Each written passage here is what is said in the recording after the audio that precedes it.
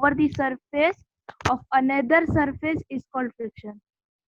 नहीं, एक सरफेस पर दूसरा ऑब्जेक्ट मूव कर रहा है तो फ्रिक्शन बोलेंगे नहीं, ये तो मोशन हो गया।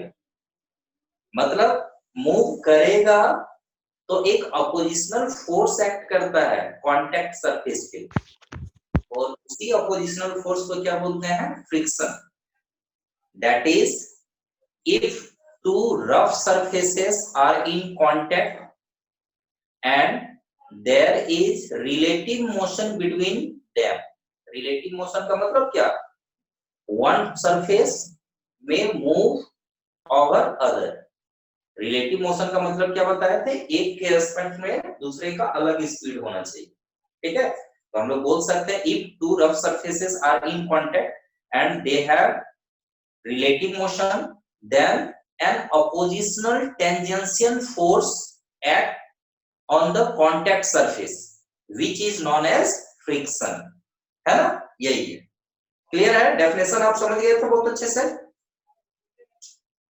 सर लिखवा दिए थे ना कॉल। हाँ सर लिखवा दिए थे आप? हाँ लिखवा दिए थे, लिखवा दिए। सर लिखवा दिए।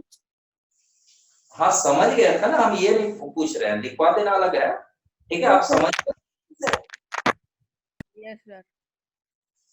देखो ध्यान देना, टाइप्स ऑफ, उसके बाद हम बताए हुए थे फ्रिक्शन के बाद बताए हुए थे टाइप्स ऑफ फ्रिक्शन के बारे में बता रहे थे, है ना? कि फ्रिक्शन का क्या क्या टाइप है, ठीक है? और फिर हम लिखाए हुए थे कि फ्रिक्शन का रीजन क्या है, कॉज क्या है ना? फिर लास्ट टॉपिक हमारा था टाइप्स ऑफ फ्रिक्शन, जो बताए हुए थे वो करना, स्टैटिक फ्रिक्शन, स्लाइडिंग फ्रिक्शन और रोलिंग फ्रिक्शन। बताया था लिमिटिंग। तो स्टैटिक फ्रिक्शन का ही मैक्सिमम वैल्यू को हम लोग लिमिटिंग फ्रिक्शन बोलते हैं, ठीक है? तो देखोगे अभी हम लोग बात कर रहे थे सॉलिड में फ्रिक्शन का, एयर और वाटर या लिक्विड में भी फ्रिक्शन एक्ट करता है, दैट इज फ्लूइड फ्रिक्शन। तो फ्लूइड फ्रिक्शन भी हम लोग पढ़ेंगे, दैट इज कोई भी ऑब्जेक्ट यदि एयर के थ्रू यदि मूव कर रहा है, वाटर या कोई लिक्विड के थ्रू यदि मूव कर रहा है, तो वहां पे भी एक अपोजिशनल फोर्स एक्ट करता है, जिसको हम लोग क्या बोलेंगे? फ्लूइड फ्रिक्शन, ठीक है? या फिर इसका एक नाम है ड्रैग, DRAG, ड्रैग, ठीक है? तो चलो हम लोग आगे इसके बारे में डिस्कस करेंगे। अभी हमारा टॉपिक रहा है क्या? Static friction, sliding friction and rolling friction, ठीक है? तो देखो चलो हम डेफिनेशन लिखा दे रहे हैं, अलग अलग टाइप फ्रिक्शन का जो है उसका हम डेफिनेशन लिखा रहे हैं, और यहाँ पे हम लोग एक ग्राफ भी सीखेंगे, ठीक है? देखिए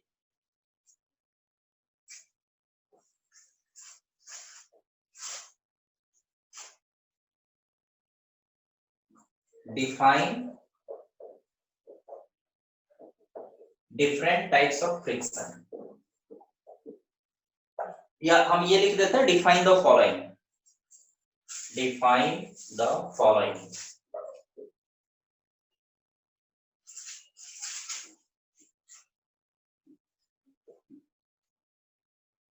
देखो सबसे पहला हम लोग लिखते हैं स्टैटिक फ्रिक्शन।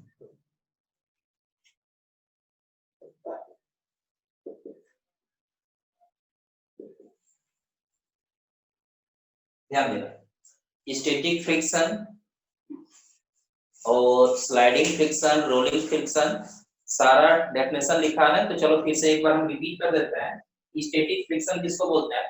सपोज एक सरफेस पे एक कोई ऑब्जेक्ट को रखे हुए हैं, रफ सरफेसेस हैं, हम क्या करते हैं यदि कुछ फोर्स अप्लाई करते हैं, सपोज 2 न्यूटन का फोर्स अप्लाई किए, ऑब्जेक्ट मूव नहीं कर रहा है, इसका मतलब क्या है? अप्लाइड फोर्स को कोई बैलेंस कर रहा है। कौन बैलेंस कर रहा है? फ्रिक्शन।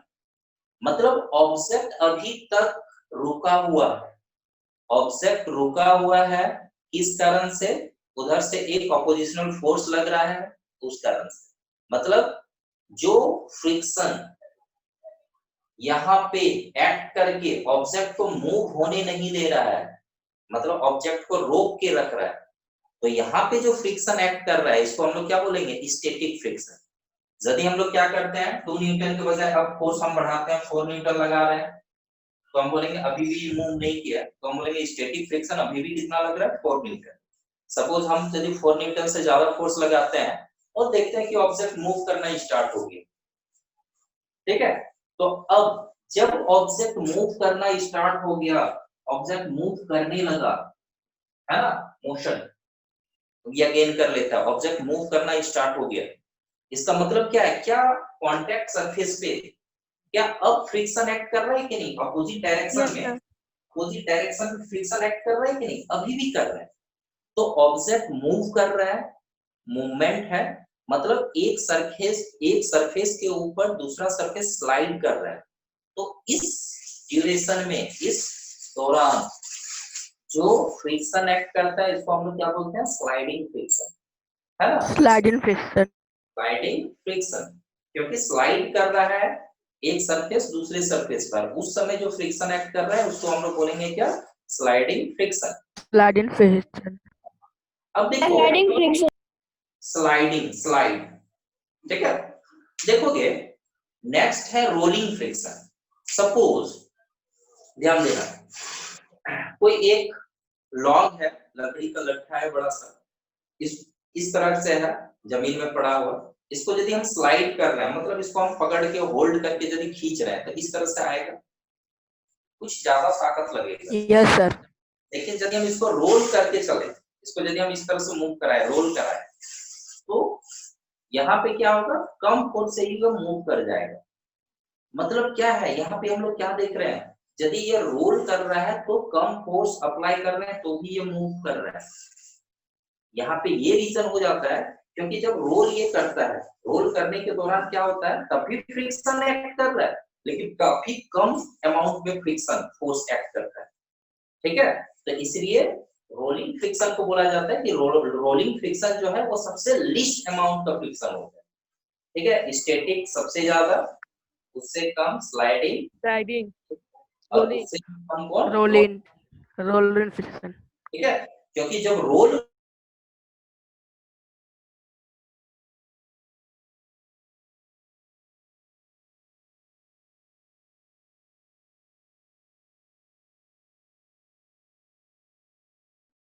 बहुत कम टाइम के लिए कांटेक्ट में होता है, तुरंत मूव कर गया, जिस कारण से क्या है, इंटरलॉकिंग के लिए हम बताए थे ना कि फ्रिक्शन का रीजन क्या है, कि जब एक सरफेस के ऊपर दूसरा सरफेस जब मूव करता है तो ये जो इरेगुलरिटीज है, इरेगुलरिटीज के कारण क्या होता है, ये इंटरलॉक कर जाता है, फंस जाता है, जिस कारण से एक सरफेस के ऊपर दूसरा सरफेस क्या होता है, मूव नहीं कर पाता, है ना।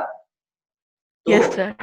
रोलिंग फ्रिक्शन क्या होता है, सबसे कम अमाउंट में फ्रिक्शन एक्ट करता है। इसीलिए ध्यान देना, जो व्हील का जो इन्वेंशन हुआ था, है ना, व्हील का इन्वेंशन, जो हम लोग का सिविलाइजेशन, मानव का सिविलाइजेशन का यदि बात किया जाए तो उसमें एक बहुत अच्छा इन्वेंशन के रूप में लिया जाता है कि भाई वहां पे क्या है कि व्हील का जो इन्वेंशन हुआ, कोई भी ऑब्जेक्ट को मान लो कि अब कैरेज बना लिए, कोई गाड़ी बना लिए, और उसके थ्रू क्या है, लोड, सामान लोड किए और ये चलने लगा। मतलब क्या है, कम फोर्स अप्लाई किए आराम से वो खींच सकता है, जितना लोड रहता है, मान लो कि कोई गाड़ी यदि है, बैलगाड़ी है, तो वहां पे जितना लोड रहता है उतना सारा लोड को मान लो कि खींच के ले जाता है। लेकिन वही चीज यदि रहता हुआ कि वह व्हील नहीं रहता, तो उतना सारा लोड को सिर्फ स्लाइड करके यदि ऐसे खींच के यदि ले जाता तो वही दिक्कत होता है ना। तो रोलिंग फ्रिक्शन क्या होता है, सबसे कम अमाउंट का फ्रिक्शन है, ठीक है।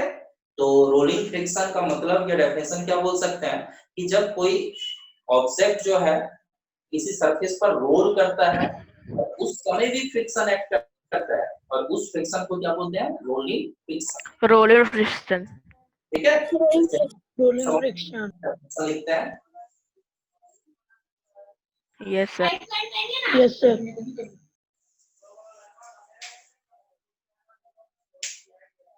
the type of friction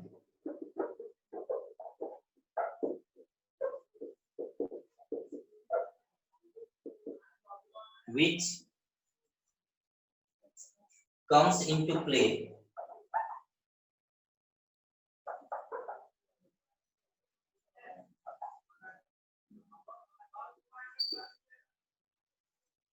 on the contact surface. Sir आपका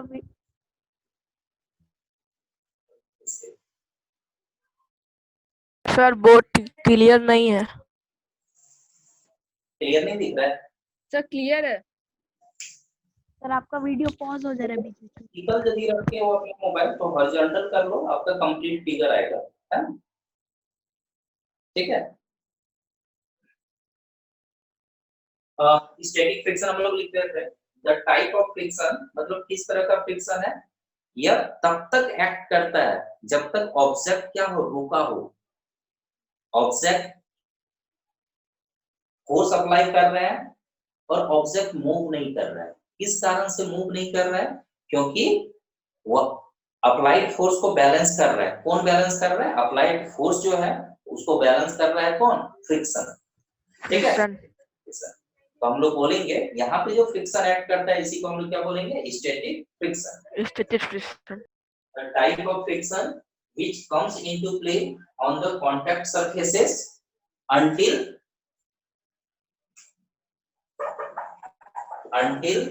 the object starts moving. It starts moving. मतलब जब तक ऑब्जेक्ट स्टार्ट नहीं करता है मूव करने को, ठीक है, उससे पहले तक, ठीक है, तब तक कौन सा फोर्स, कौन सा फ्रिक्शन एक्ट करता है? Static friction. तो हम इसी को बोलेंगे it is called static friction.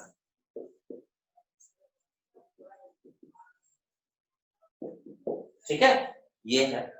चलो दूसरा हम लोग डेफिनेशन पे आते हैं, स्लाइडिंग फ्रिक्शन।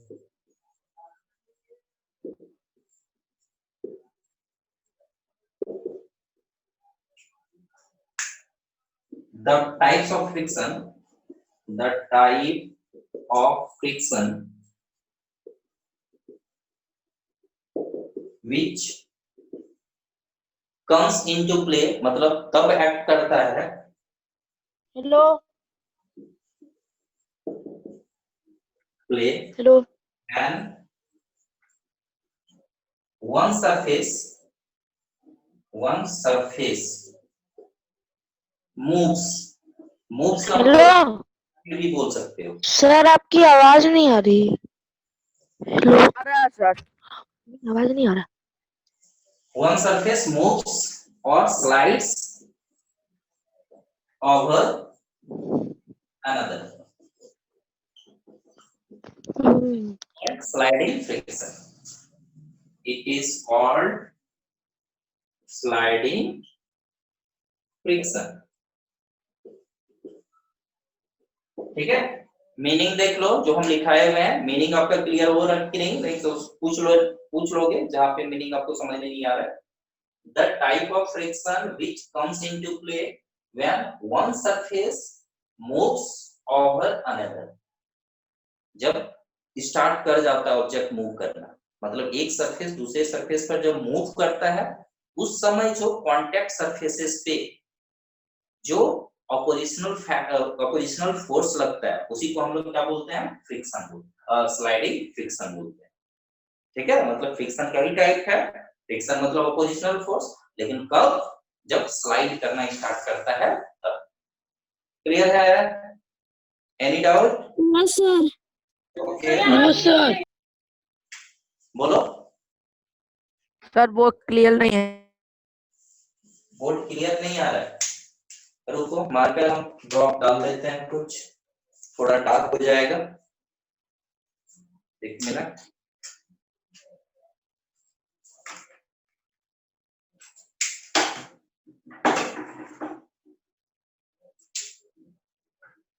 एक minute.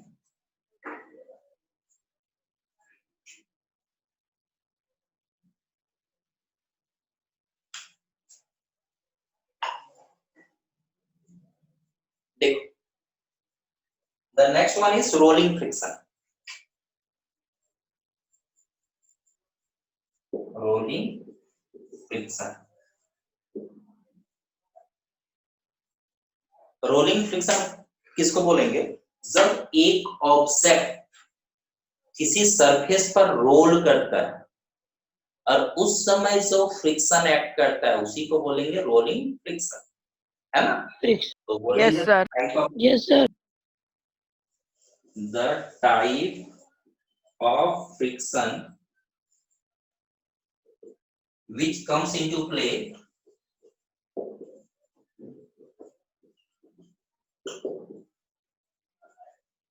when one object or when an object moves, rolls over the surface of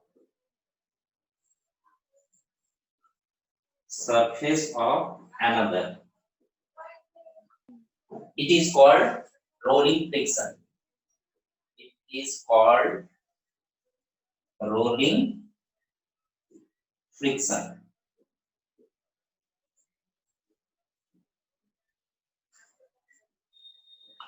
ठीक है, ये समझ गए हो? डेफिनेशन अच्छे से समझ गए ना? Yes, sir. Yes, sir. Yes, sir. Screenshot ले लो, इसको हम मिटाएंगे फिर आगे हम बढ़ेंगे। सर ये सब का एग्जांपल भी लिख दीजिए ना। एग्जाम्पल देखोगे, चलो हम स्पेस है यहाँ पे लिख देते हैं।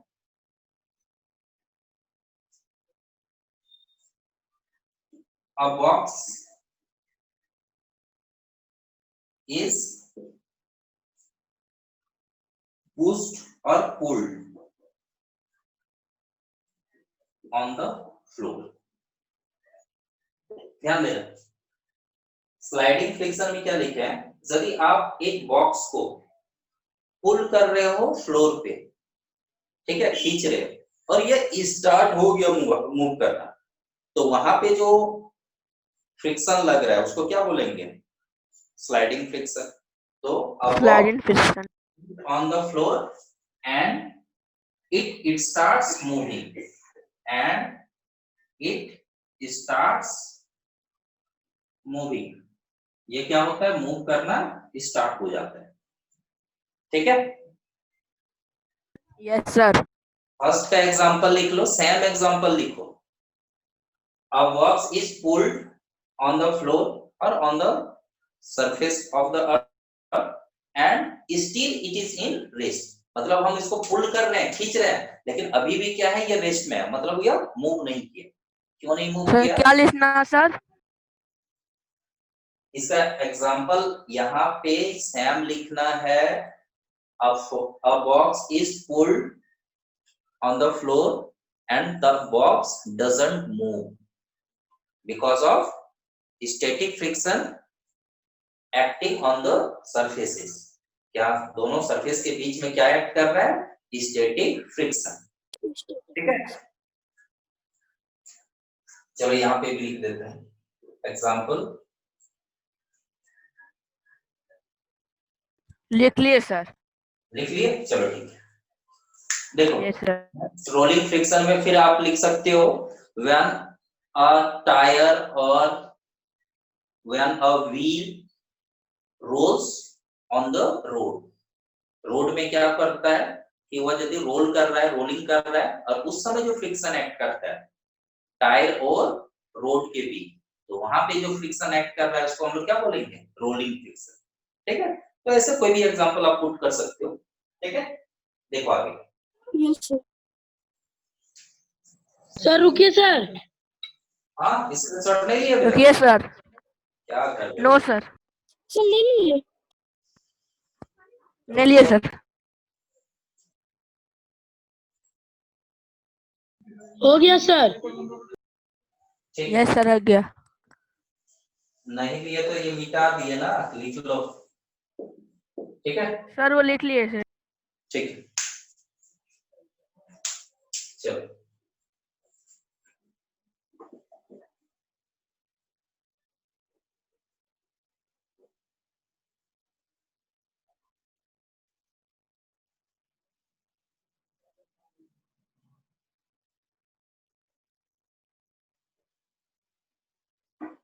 ध्यान देना।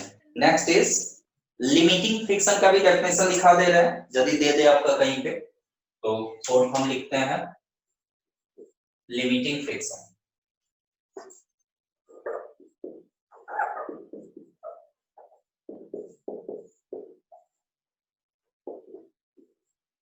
लिमिटिंग फ्रिक्शन का कोई एग्जांपल नहीं होगा, वो तो सिचुएशन टू सिचुएशन चेंज होगा, है ना। तो बोलेंगे द मैक्सिमम वैल्यू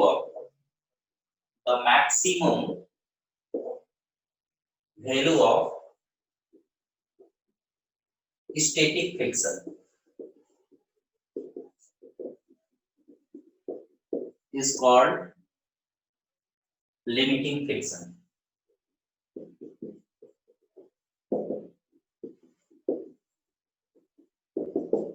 ठीक है। और जब हम लोग टाइप्स ऑफ फ्रिक्शन जब पढ़ रहे हैं तो यहाँ पे फ्लूइड फ्रिक्शन भी लिखा दे रहे हैं, ठीक है, और यहाँ समझा भी देते हैं, ठीक है, एक जगह पे लिखा हुआ रह जाएगा आपका।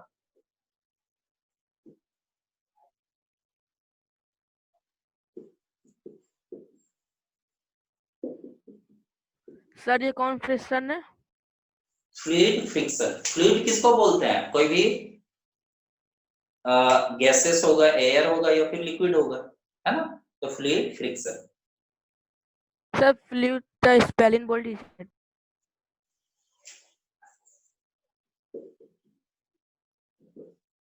ठीक है,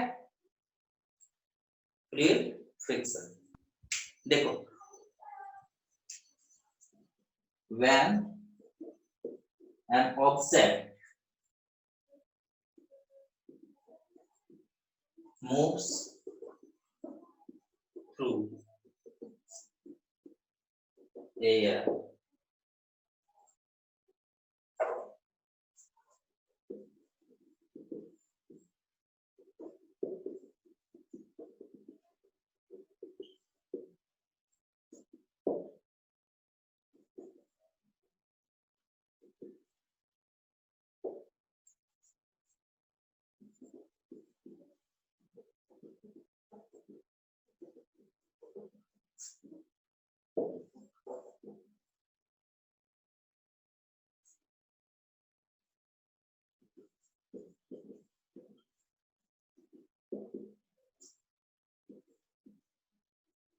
ध्यान देना। देखो, यदि आप क्या करते हो, कोई एक ऑब्जेक्ट को, कोई फ्लूइड क्या हो सकता है, एयर हो सकता है या फिर कोई लिक्विड हो सकता है, इसके थ्रू यदि मूव कर रहा है तो अपोजिशनल फोर्स लगता है। जैसे देखोगे, क्या करते हो, मान लो कि एक शीट ऑफ पेपर आप क्या करते हो, ऐसे गिरा देते हो, ठीक है, एक पेपर इस तरह से लिए और इस तरह से क्या किया, गिरा दिए पेपर, ये तो एक बुक है, पेपर जब गिरा दिया तो आप इस तरह से पाओगे, इस तरह से होते होते होते होते गिर रहा है।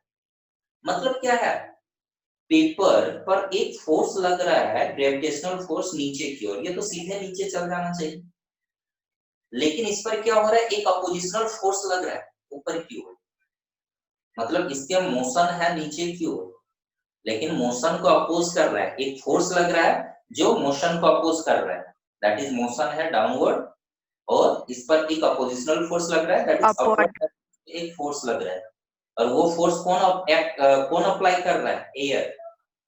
मतलब एयर भी क्या करता है, एक अपोजिशनल फोर्स एक्ट करता है। तो एयर या लिक्विड के थ्रू ही यदि कोई ऑब्जेक्ट मूव कर रहा है, आप ही यदि आप तैरते हो, ठीक है, पानी के अंदर डुबकी लगा के यदि तैर रहे हो, है ना, डाइविंग जब करते हो, तो आप क्या देखते हो, क्या फील करते हो कि जब आप डाइव कर रहे हो, जब तैर रहे हो, तो उसमें क्या होता है, आपको चीरते हुए जाना पड़ रहा है, मतलब एक अपोजिशन, यस सर। है ना। तो यहाँ पे एयर के थ्रू या लिक्विड के थ्रू जो अपोजिशनल फोर्स लग रहा है, यहाँ पे भी तो वही है कि भाई एक ऑब्जेक्ट जो है वो मूव करना चाह रहा है, यहाँ पे सरफेस का बात नहीं, ये किसी के थ्रू मूव कर रहा है, किसके थ्रू, कोई फ्लूइड, एयर हो सकता है या लिक्विड हो सकता है। जब ये मूव कर रहा है तो एक अपोजिशनल फोर्स एक्ट कर रहा है, और उसी अपोजिशनल फोर्स को हम लोग क्या बोलेंगे, फ्लूइड फ्रिक्शन। क्लियर है ये, समझ गए? Yes sir. यही हम लिखाए हुए, क्या लिखाया हुआ है देखोगे, when an object moves through a fluid, fluid क्या हो सकता है, एयर और लिक्विड, एंड अपोजिशनल। सर ये सॉलिड में नहीं होता है। सॉलिड पे जो होगा तो उसको सिंपल फ्रिक्शन बोलेंगे। अच्छा देखो, सॉलिड को चीरते हुए आप जा सकते हो क्या? सॉलिड मतलब दीवार है, नो बहुत सर। मोटा, नो सर। ठीक है। तो मान लो कि यहाँ पे जो शीट ऑफ पेपर का ही जैसे हम बात कर रहे हैं, ठीक है, एक मिनट,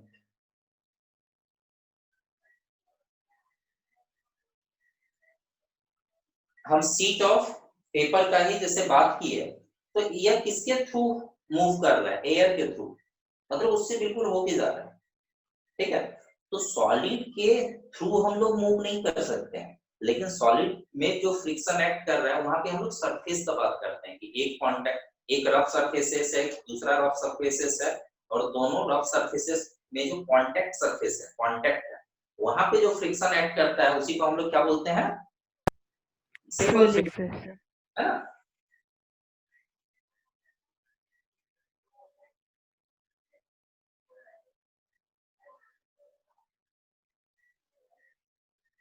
ठीक है, एक मिनट, ठीक है। तो डेफिनेशन देखोगे, when an object moves through a fluid, air or liquid, an oppositional force acts on the object called fluid friction। या फ्लूइड फ्रिक्शन का और एक नाम है, देखोगे, ड्रैग। फ्लूइड फ्रिक्शन का और एक नाम क्या है? ड्रैग है, ड्रैग। ठीक है। अच्छा देखो, फ्लूइड फ्रिक्शन में बहुत, इसमें और एक चीज और एक टर्म हम लोग को समझना है, तो वो भी पढ़ ही लेते हैं, उसके बाद हम फ्रिक्शन जो है उसी को कंटिन्यू करेंगे। सर लिमिटेड फ्रिक्शन का बताइए ना। लिमिटिंग फ्रिक्शन का मतलब क्या? देखो, यह स्टैटिक फ्रिक्शन का मैक्सिमम वैल्यू है। स्टैटिक फ्रिक्शन का जो मैक्सिमम वैल्यू होता है उसी को बोलते हैं लिमिटिंग फ्रिक्शन। जैसे एक एग्जांपल ले रहे थे ना, और उसी एक एग्जांपल जो हम लिए हुए तो उसी को हम लोग एक ग्राफ में भी रिप्रेजेंट करेंगे। देखोगे, जैसे हम एक ऑब्जेक्ट पर फोर्स लगा रहे हैं, 2 न्यूटन मूव नहीं किया, 3 न्यूटन मूव नहीं किया, 4 न्यूटन मूव नहीं किया, लेकिन 4.1 यदि फोर्स लगा दिया तो ये मूव करना स्टार्ट मूव कर जाएगा। मैक्सिमम स्टैटिक फोर्स कितना लग रहा है? मैक्सिमम स्टैटिक फ्रिक्शन कितना लग रहा है? 4 न्यूटन। 4.1। 4.1। 4 न्यूटन। तो 4 न्यूटन जो मैक्सिमम स्टैटिक फ्रिक्शन लग रहा है उसी को बोलेंगे लिमिटिंग फ्रिक्शन। और जैसे ही 4.1 हम फोर्स लगा दिए, मतलब स्टैटिक फ्रिक्शन से ज्यादा फोर्स लगा दिए, तो ऑब्जेक्ट मूव करने लगे, मूव कर रहा है ना। और जब ऑब्जेक्ट मूव Yes, करने तब भी वो एक फ्रिक्शन एक्ट कर रहा है जिसको हम लोग स्लाइडिंग फ्रिक्शन बोलेंगे। तो क्या स्लाइडिंग फ्रिक्शन का वैल्यू, मैक्सिमम जो वैल्यू था स्टैटिक फ्रिक्शन का 4 न्यूटन, क्या उसके बराबर होगा कि उससे कम होगा? ये बताएगा। कम ऑर्डर सर। मतलब जब कम होगा ऑब्जेक्ट लगता है तब उस केस में अब 4 न्यूटन का फ्रिक्शन नहीं लगेगा, हो सकता है 3 न्यूटन, 3.5 न्यूटन ऐसा कुछ लगेगा, क्योंकि हम लोग को पता है sliding friction is less than static friction. और रीजन ऐसा है कि जब एक बार ऑब्जेक्ट मूव करना स्टार्ट हो गया तो इंटरलॉक होने के लिए, मान लो कि इंटरलॉक होने के लिए उसको टाइम नहीं मिलेगा। बहुत कम टाइम मिलता है, तो इसलिए वो मूव कर रहा है, मतलब इंटरलॉक अच्छे से नहीं हुआ, इसलिए अपोजिशनल फोर्स भी क्या हो रहा है? कम लग रहा है ना। लग रहा है। क्लियर है? तो लिमिटिंग यस सर, क्लियर है सर। आपको याद रखना है, the maximum yes value of sir. Friction is called limiting friction, ठीक है। सर फ्लूइड Yes, का sir. मतलब एयर और लिक्विड हुआ, तो ड्रैग का मतलब तो खींचना होता है, तो वो फ्लूइड कैसे हो सकता मीनिंग नहीं निकाल सकते हैं, मान लो कि मीनिंग देखेंगे तो इसको हम लोग सिंपल फ्लूइड फ्रिक्शन का ही दूसरा नाम है ड्रैग, मीनिंग से मतलब नहीं होता है, ठीक है। तो यहाँ पे Yes, ड्रैग का sir. फ्लूइड है? Yes friction, sir. ठीक है। Yes, देखो, यस सर। ले लो, सर स्क्रीनशॉट ले लो। सर ले लिया सर।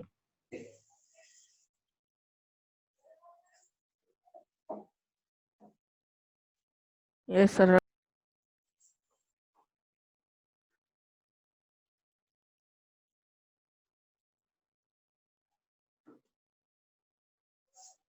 देखोगे एक ग्राफ के भी थ्रू प्लॉट करने के लिए दे देता है कि कोई एक ऑब्जेक्ट यदि सरफेस में रखा हुआ है और वह स्लाइड करेगा तो उसमें कौन कौन सा फ्रिक्शन एक्ट कर रहा है, ठीक है, कौन कौन सा स्लैटिन friction.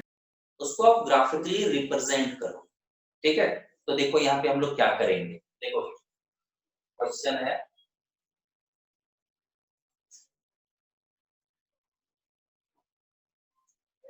Represent different types of friction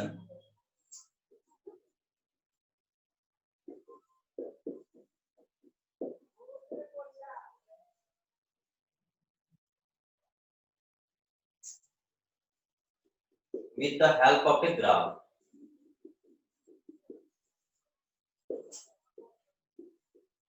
एक ग्राफ की मदद से क्या करना है आपको, डिफरेंट फ्रिक्शन के वैल्यू को आपको शो करना है। तो देखो क्या करेंगे, एक एग्जांपल लेंगे। सपोज अभी जैसा एग्जांपल लिए हुए थे कि एक ऑब्जेक्ट है, ठीक है, यहाँ पे देखो सपोज फोर्स इधर अप्लाई कर रहे हैं, फोर्स अप्लाई किए, कैपिटल एफ लिखते हैं, और जो फ्रिक्शन एक्ट कर रहा है अपोजिट डायरेक्शन में उसको हम लोग स्मॉल एफ लिखते हैं, ये एफ। ठीक है, तो यहाँ पे हम लोग ग्राफ में कैसे दिखाएंगे, देखोगे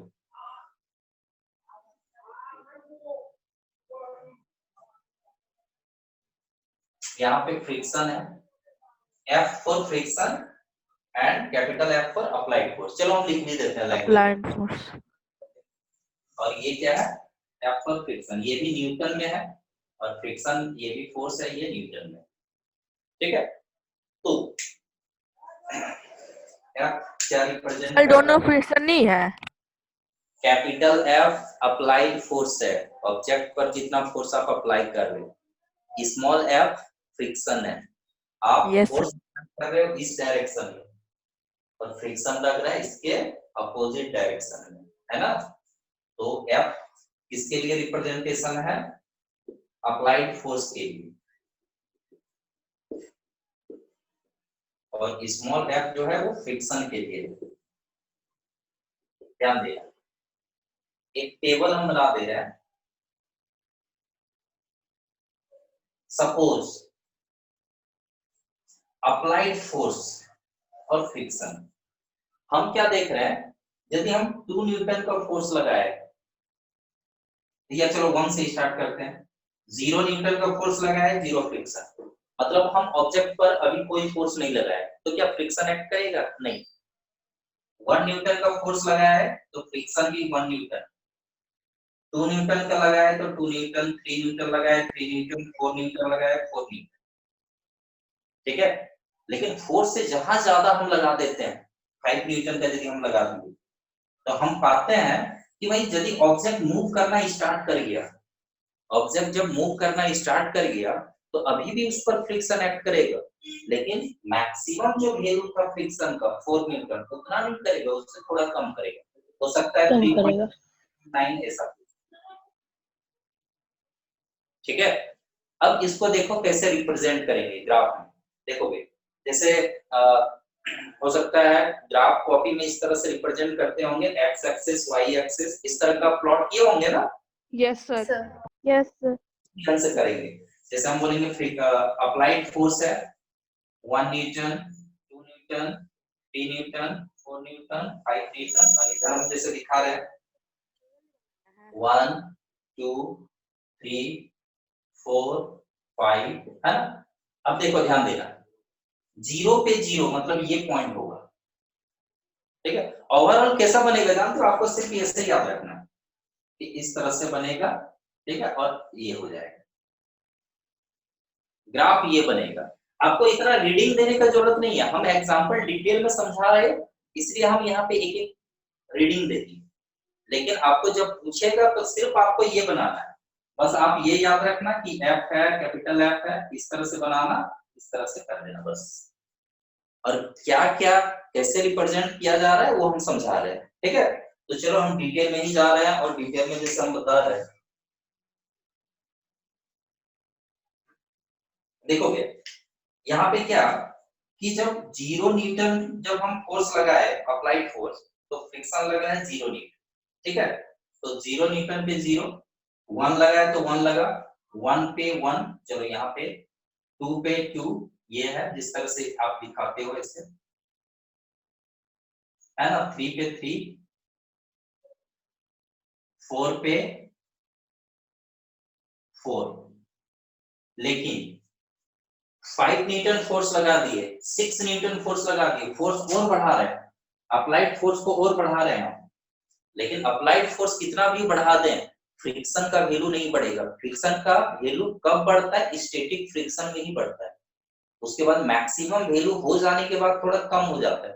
जब वो स्टार्ट करना, मूव करना स्टार्ट हो गया, उसके बाद स्टैटिक फ्रिक्शन से थोड़ा कम हो जाता है वैल्यू, क्योंकि स्लाइडिंग फ्रिक्शन तब एक्ट कर रहा है। तो वही चीज दिखा रहा है, देखोगे यहां से यहां तक, मतलब 0 से 4 न्यूटन तक, ये क्या है? स्टैटिक फ्रिक्शन है। स्टैटिक फ्रिक्शन हम बोले हुए थे क्या है? स्टैटिक फ्रिक्शन जो है वो सेल्फ एडजस्टिंग फोर्स है। मतलब यदि 1 न्यूटन लगाए हैं तो 1 न्यूटन स्टैटिक फ्रिक्शन, 2 न्यूटन लगाए तो उधर से भी 2 न्यूटन लगा, 4 न्यूटन लगाए तो उधर से भी 4 न्यूटन लगा, लेकिन 4 से ज्यादा लगा दिए तो वही मैक्सिमम वैल्यू था तो 4 लगा, उससे ज्यादा तो फ्रिक्शन लगेगा नहीं। तो जब जैसे ही स्टैटिक फ्रिक्शन से जब ज्यादा फोर्स लगता है तभी ऑब्जेक्ट मूव करने लगता है, क्योंकि स्टैटिक फ्रिक्शन अप्लाइड फोर्स को बैलेंस करता था। जब ज्यादा फोर्स अप्लाई कर दिए तो अनबैलेंस्ड फोर्सेस हो गया, और अनबैलेंस्ड फोर्स ही क्या करता है? मोशन क्रिएट करता है। सर आपका वीडियो पॉज हो गया। Yes sir. तो अप्लाइड आपका फोर्स वीडियो पॉज हो गया। नहीं लगा, है ना। तो यहाँ पे जो लिखेंगे, देखोगे ये डॉटेड जो है वो ग्राफ मेरा नहीं था, इसलिए इस तरह से कर दिए। आप डॉटेड नहीं दिखाओगे तो भी चलेगा, बस यहाँ पे दिखाएंगे कि यहाँ से यहाँ तक जो है ये क्या है?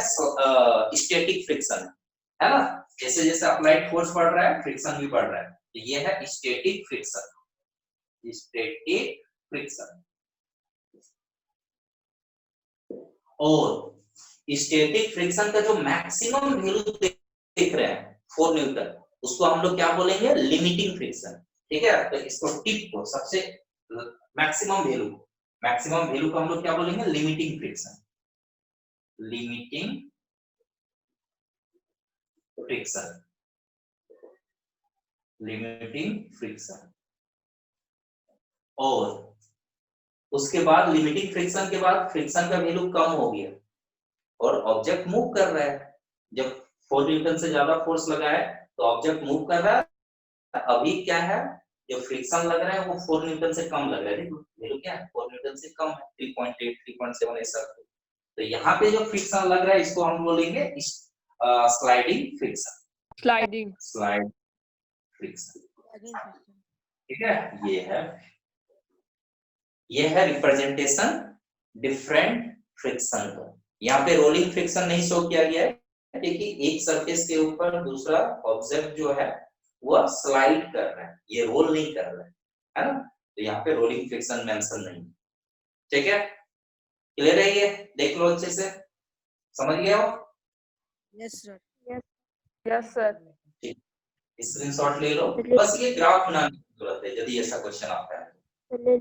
ले लिए। ठीक। नो सर रुकिए। ठीक है, ले लिए।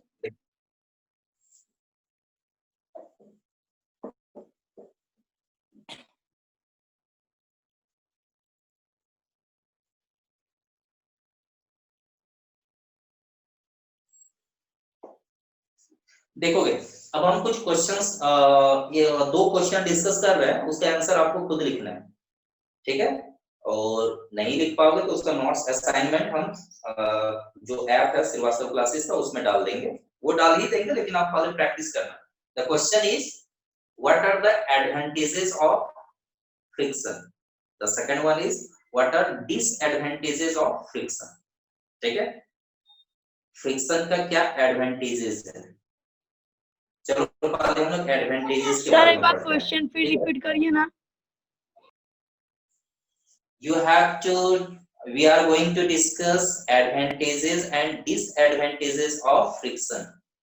Yes. That is when friction is friend for us and when it is foe, enemy for us. Okay, Yes, sir. Yes, sir. तो चलो हम लोग एडवांटेजेस के बारे में आते हैं. What are the advantages of friction? First point, आप लोग से ही हम आंसर जानना चाहेंगे. कितना पॉइंट आता है, चलो देखते हैं. एडवांटेजेस कि भाई फ्रिक्शन क्या क्या हेल्प करता है हम लोग के लिए, बताओ. बहुत ऐसा हो सकता है. एग्जांपल, सर रोलिंग फ्रिक्शन की वजह से हम लोग ट्रैवल कर सकते हैं, व्हीकल हम लोग का मूव करता है इजीली, कि हम लोग किसी बैग को मूव करवा सकते हैं. सिंपल बोलेंगे, फ्रिक्शन हेल्प्स इन वॉकिंग. यदि हम लोग चल पाते हैं तो फ्रिक्शन के कारण. यदि हम चल रहे हैं, सोचो चल रहे हो या दौड़ रहे हो, आप वॉक कर रहे हो, यदि आप चल रहे हो, यदि फील नहीं करते हो, आप कंसीडर करो, थिंकिंग करो कि आप दौड़ रहे हो कोई सरफेस पे, और दौड़ रहे हो, आप क्या करते हो, पैर जो है तुरंत रखते हो जमीन पे, और ये इस तरह से आप धक्का देते हो. सोचो यदि वहां पे काफी स्मूथ सरफेस होगा, बिल्कुल प्लेन, चिकनाई बहुत ज्यादा, जैसे तेल वगैरह छिड़का हुआ, तो वहां पे फ्रिक्शन एक्ट नहीं करेगा, तो क्या होगा, जैसे ही आप पैर से धक्का दोगे आप फिसल के गिर जाओगे. मतलब फ्रिक्शन एक्ट नहीं करेगा तो आप चल नहीं पा रहे, नहीं पा रहे. ठीक है, तो ये हेल्प करता है किसमें, वॉकिंग में, चलने में, दौड़ने में. वॉकिंग ही सिर्फ लिखेंगे तो एक एडवांटेजेस चलो हमारे पास आया वॉकिंग में. लैंग्वेज खुद बना के लिख लेना. ठीक है, इट हेल्प्स इन वॉकिंग और रनिंग. और दूसरा, और एक पॉइंट आया और बताओ.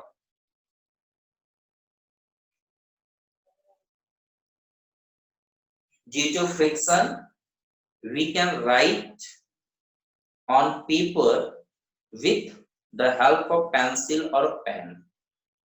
आप फ्रिक्शन के ही कारण पेज पे, पेपर पे पेंसिल से या पेन से आप लिख पाते हो. देखोगे यदि काफी स्मूथ सरफेस होगा, देखोगे ये जैसे व्हाइट बोर्ड है, छूने में ऐसे चिकना लग रहा है, लेकिन यदि 100% काफी पूरा यदि स्मूथ होगा, तो इसमें क्या होगा, काफी यदि स्मूथ होगा तो हो सकता है कि यहाँ पे जैसे मान लो कि मार्कर चला रहे हैं, और ये जो जो इंक निकल रहा है वो क्या होगा, सड़क पे गिर जाएगा. मतलब क्या है, यहाँ पे जो चिपक के रहा है, इस कारण से, क्योंकि इरेगुलरिटीज है, इसी इरेगुलरिटीज में क्या होता है, घुस जाता है ये जो पार्टिकल है, डाई का पार्टिकल. यदि आप पेंसिल से लिख रहे हो, मतलब पेंसिल से जब आप लिखते हो तो उसका जो लेड है, तो उसका लेड का कुछ पार्टिकल्स क्या होता है वहां से निकलता है, और पेपर में जो रफनेस है, उस रफनेस के इरेगुलरिटीज पे जो उबड़ खाबड़ है वहां पे घुस जाता है, इस कारण से आप लिख पाते हो. पेन में भी वही बात है. तो आप यदि लिख पा रहे हो तो किस कारण से, फ्रिक्शन के कारण. कोई दिक्कत इसमें? No sir. ठीक है, राइटिंग में हेल्प करता है पेन या पेपर से जिसमें भी लिखते हैं. और कोई? तो टायर के ब्रेक में. हाँ, ध्यान देना. चलो एक एग्जांपल लिख ही लिए थे तो इसको समझा देते हैं. फिर यदि आप ग्लास, यदि आप होल्ड किए हो, कोई एक टम्बलर है, शीशा का ग्लास है या क्या बोलते हैं स्टील का है, यदि आप ऐसे होल्ड करके रखे हो, ठीक है, आप कम फोर्स लगाते हो तभी वो होल्ड हो जाता है. यदि काफी चिकना होता है, मतलब उसमें फ्रिक्शन यदि एक्ट नहीं करता तो आपको काफी टाइट फोर्स लगाना पड़ता, फिर भी लगता है कि फिसल रहा है, फिसल रहा है, फिसल रहा है, गिर गया. मतलब आप कोई भी ऑब्जेक्ट को होल्ड किए हुए हो क्योंकि फ्रिक्शन एक्ट कर रहा है. ये ऑब्जेक्ट नीचे की ओर मूव करना चाह रहा है लेकिन एक अपोजिशनल फोर्स लग रहा है, फ्रिक्शन, सर क्या लिखो है ना. सर, होल्ड है. इस कारण टम्बलर को आप पकड़ के रख पा रहे हो. ठीक है, फिर फ्रिक्शन होता है इसी के कारण आप कोई भी मूविंग ऑब्जेक्ट को रोक पाते हो, है ना. देखो ध्यान देना, कौन ऐसा कर रहे हो, माइक ऑफ करो अपना.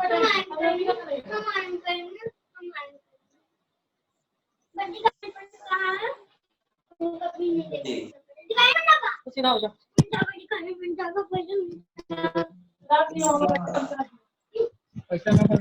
ऑफ करो आप.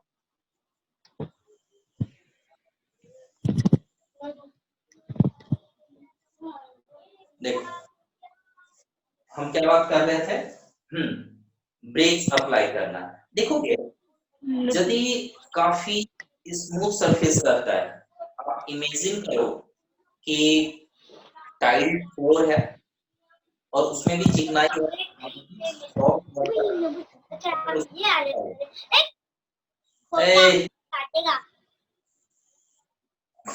कोई बच्चा खिलाने लगा काटेगा पापा का पैंट से गिरा। आयुष सुन रहे हो मेरी बात? Yes sir. Mike yes sir.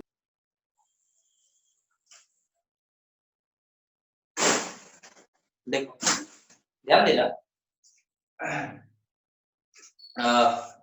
हम लोग ब्रेक सपोज अप्लाई करते हैं, ठीक है, चलो साइकिल का या फिर कोई भी व्हीकल हो सकता है, कार, बाइक।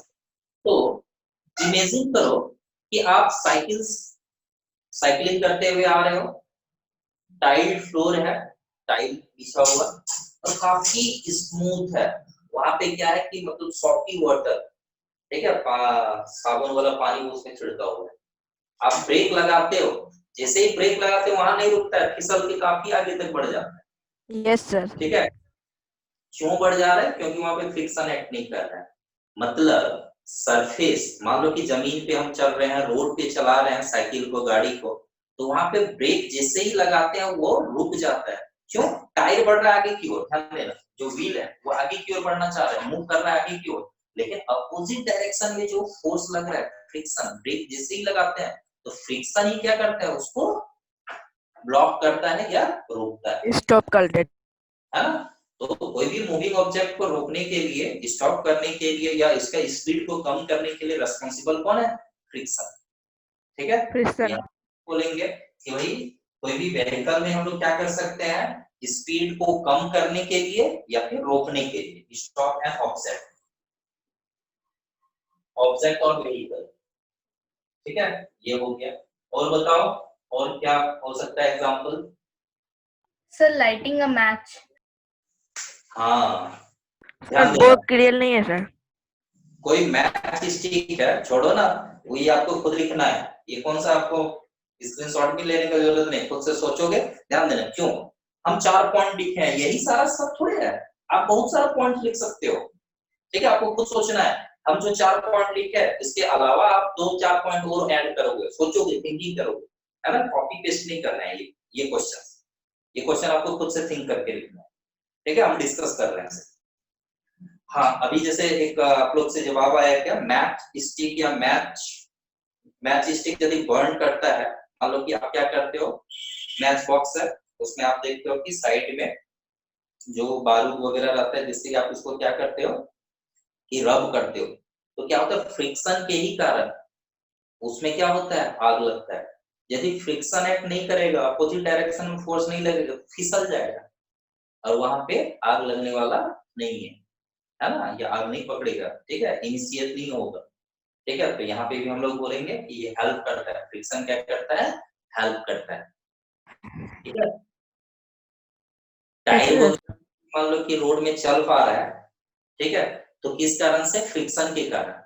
फ्रिक्शन यदि नहीं रहेगा, समझो बात को, यदि फ्रिक्शन नहीं रहेगा तो आप देखोगे, एक चीज ऑब्जर्व किए होंगे, कभी कभी क्या होता है कि बाइक का, साइकिल का या कोई 4 व्हीलर का ही चक्का मान लो कि कीचड़ में जब चला जाता है, इस तरह का मिट्टी, ठीक है, कीचड़ या मिट्टी में जब चला जाता है, तो वहां पे मान लो कि गाड़ी मूव करा रहे हो, आप एक्सेलरेटर दे रहे हो, चक्का केवल घूमता है लेकिन वो आगे नहीं बढ़ता है। Yes sir. मतलब चक्का क्या हो रहा है, वो घूम रहा है किस कारण से, क्योंकि एक्सीलरेटर दे रहे हो, चलो घूम रहा है, लेकिन यहाँ पे फ्रिक्शन जब एक्ट नहीं कर रहा है, जो कीचड़ है वहां पे तो क्ले वगैरह के कारण वहां पे फ्रिक्शन बहुत कम एक्ट करता है, जिस कारण से क्या है, गाड़ी आगे मूव ही नहीं कर रहा है।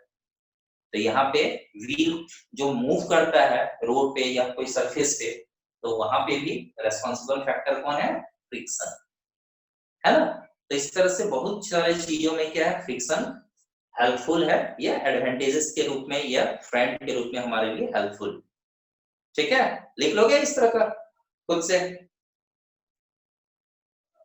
ठीक है ना? ठीक है। यस सर, लिख लेंगे सर। Yes sir. डिसएडवांटेजेस पे आते हैं हम लोग। डिसएडवांटेजेस क्या है?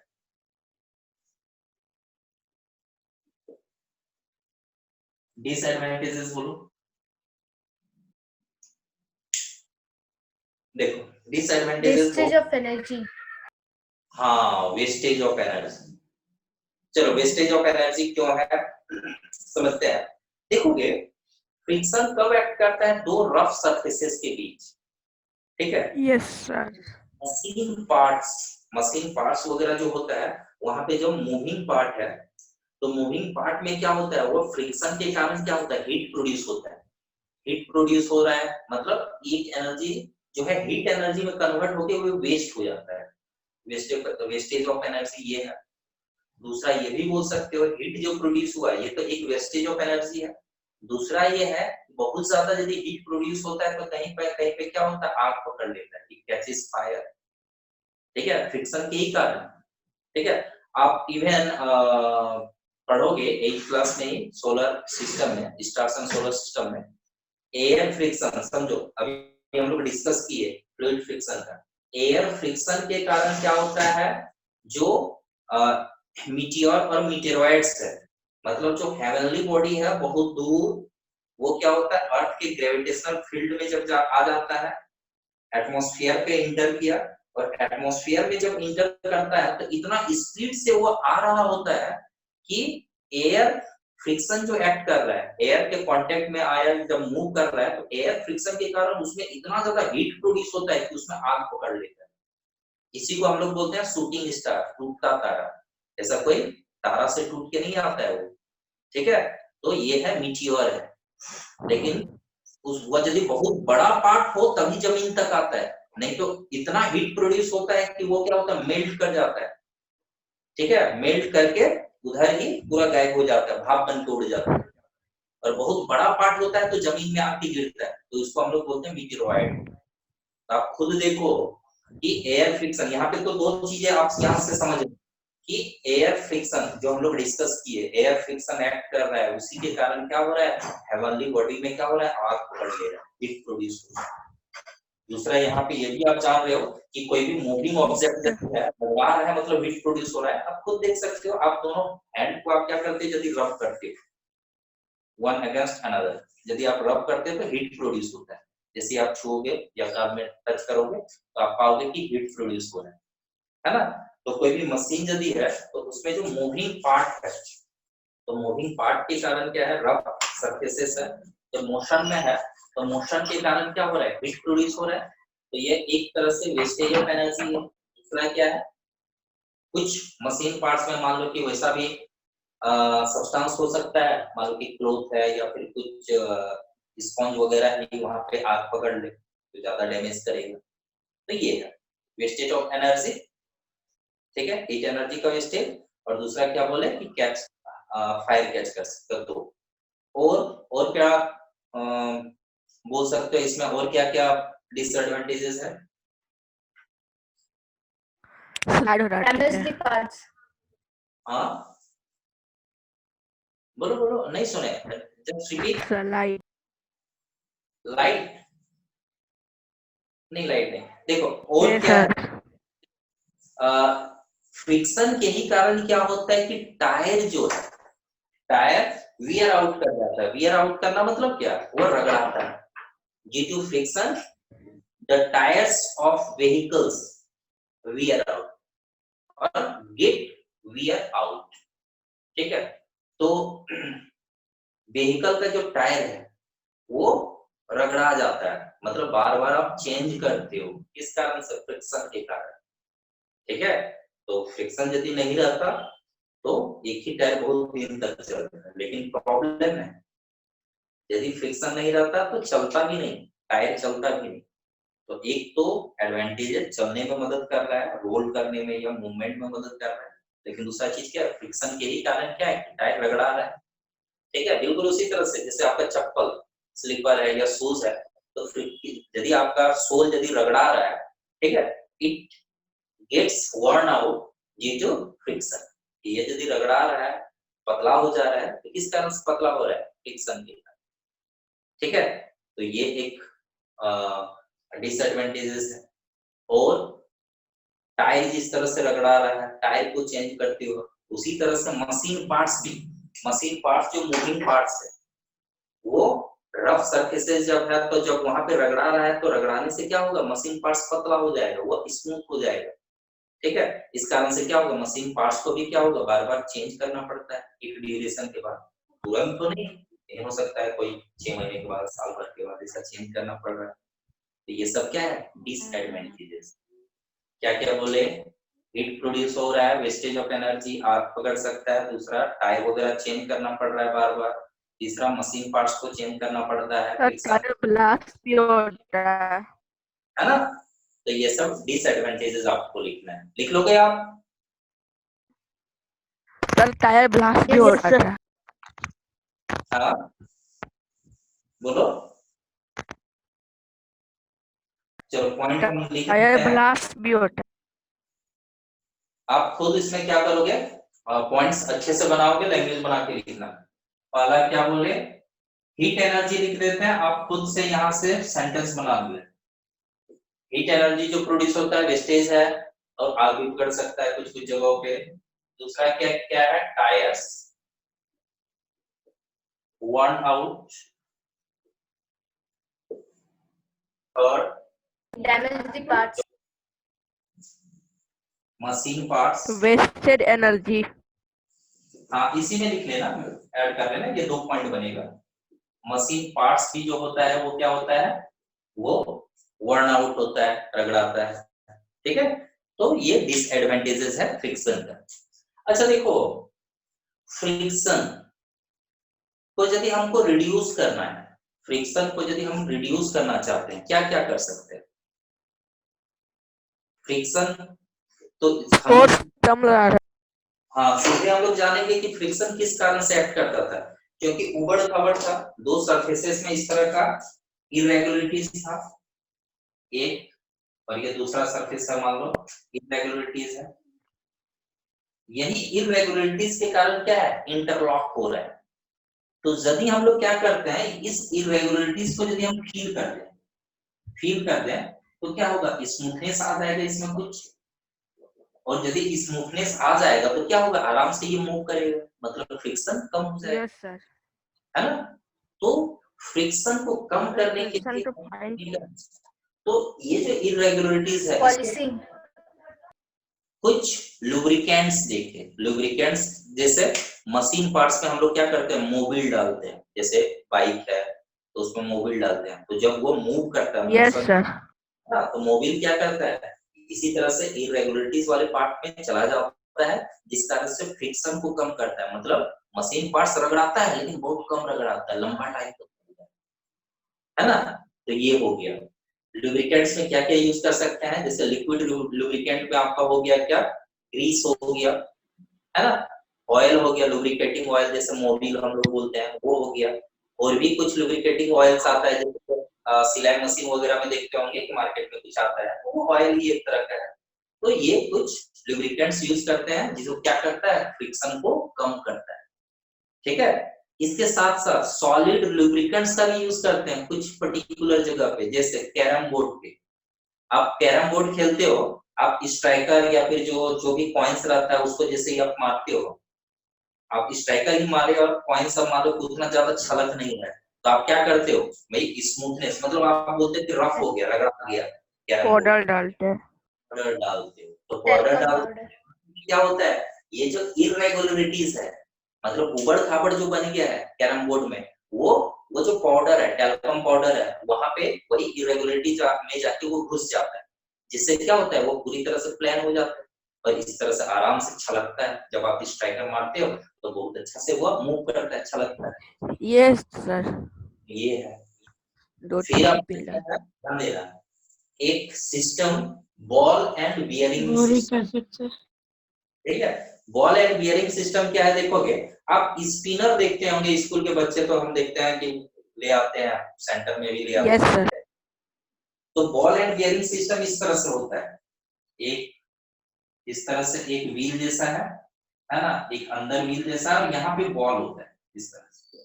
आप कोई भी मूविंग पार्ट यदि पाओगे मशीन का तो उसमें बॉल और बियरिंग सिस्टम इससे रहता है, देखने को मिलेगा। जैसे आप कोई पंखा यदि खोले हो, ठीक है, सीलिंग फैन खोलते हो यदि, तो आप पाओगे कि इस तरह का होगा। स्पिनर में भी आप यदि टूट गया है, या फिर आप डायरेक्टली भी देखते होंगे इस तरह का है, मतलब क्या सर होगा, होल रहता है। इस तरह का जो मूव करता है ना, ये जो बॉल है, ये बॉल है और ये रिंग है, इसलिए इस सिस्टम का नाम है ball and bearing, ball and bearing. तो मूविंग पार्ट में इसको इसलिए लगाया जाता है क्योंकि रोलिंग फ्रिक्शन क्या होता है, कम होता है। तो भाई जब ऑब्जेक्ट मूव कर रहा है तो मोशन को ये किसमें कन्वर्ट कर रहा है, रोलिंग। तो रोलिंग फ्रिक्शन अपने आप कम होता है। इस कारण से आप स्पिनर में देखते हो, ध्यान देना, आप क्या करते हैं, ऐसे हाथ में लेते हो, थोड़ा सा फोर्स लगाया तो वो क्या होता है, काफी देर तक मूव कर रहा है। मतलब अप्लाइड फोर्स जो है, फ्रिक्शन उसको कम नहीं कर रहा है, ठीक है। फ्रिक्शन बहुत कम लगने के कारण क्या है, काफी देर तक घूम रहा है, बहुत स्लोली स्लोली, मान लो कि बहुत ड्यूरेशन लगता है, काफी देर होता है, तब जाके वो होता है ना। मतलब अपोजिशनल फोर्स वहां पे कम लग रहा है, फ्रिक्शन कम लग रहा है। तो हम लोग ये भी बोल सकते हैं कि फ्रिक्शन को कम करने के लिए क्या करेंगे, एक बॉल एंड बियरिंग का भी यूज किया जाता है मशीन्स वगैरह में, जो मूविंग पार्ट्स है, ठीक है, क्लियर है ये। Yes sir. तो आपके Yes, पास sir. होमवर्क में 3 क्वेश्चन है। What are advantages of friction? What are disadvantages of friction? Disadvantages. What are the different ways to reduce friction? Friction को कम करने का क्या-क्या तरीके हैं? तो ये 3 क्वेश्चन ये होमवर्क है, लिखो। नेक्स्ट डे हम लोग कंटिन्यू करेंगे what are the different ways to increase friction. Friction को कहीं कहीं हमको बढ़ाने का भी जरूरत पड़ता है, क्या कर सकते हैं, क्योंकि फ्रिक्शन कहीं बहुत जगह पे हमारे लिए फ्रेंड का काम करता है, एडवांटेजेस है, तो फ्रिक्शन बढ़ा सर तो संजय खा। ठीक है। फिर आगे पढ़ेंगे कि फ्रिक्शन किन किन चीजों पर डिपेंड करता है, फ्रिक्शन का वैल्यू ज्यादा कब होगा, कम कब होगा, वो सब भी पढ़ेंगे, ठीक है। तो आज के लिए बस इतना ही रखते हैं, नेक्स्ट क्लास में फिर मिलते हैं, okay. Thank you, sir. Thank you, sir. Okay.